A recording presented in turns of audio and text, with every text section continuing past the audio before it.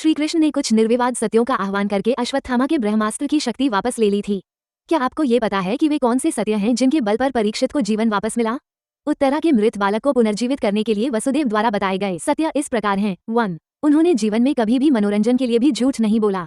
2. उन्होंने कभी किसी युद्ध से मुंह नहीं मोड़ा। 3. धर्म और ब्राह्मण उन्हें प्रिय हैं। 4. अर्जुन के साथ उनका कभी कोई मतभेद नहीं रहा। 5. उनमें सत्य और धर्म सदैव प्रतिष्ठित हैं। 6. कंस और राक्षस अश्वकेशी का उन्होंने धर्मपूर्वक वध किया है और उत्तरा का मृत बालक उसी सत्य से पुनर्जीवित हो। हे उत्तरा, मैं कभी असत्य नहीं बोलता। मेरे वचन सत्य सिद्ध होंगे। मैं समस्त प्राणियों के समक्ष इस बालक को पुनर्जीवित करूंगा। इससे पहले मैंने कभी भी उपहास में भी असत्य नहीं बोला। मैं कभी भी युद्ध से पीछे नहीं हटा। उन कर्मों के पुण्य से ये बालक पुनर्जीवित हो। चूंकि धर्म मुझे प्रिय है, चूंकि ब्राह्मण मुझे विशेष प्रिय हैं, मेरे उसी स्वभाव के पुण्य से अभिमन्यु का मृत पुत्र पुनर्जीवित हो।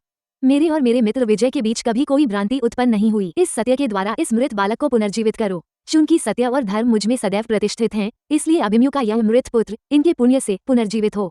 जैसे कंस और केशी मेरे द्वारा धर्मपूर्वक मारे गए हैं, उसी सत्य के द्वारा आज ये बालक पुनर्जीवित हो। अश्वमेध पर्व, अनुगीता पर्व, खंड 69। वसुदेव के इन वचनों के उच्चारण के बाद उत्तरा का पुत्र सजीव हो गया और धीरे धीरे चलने लगा।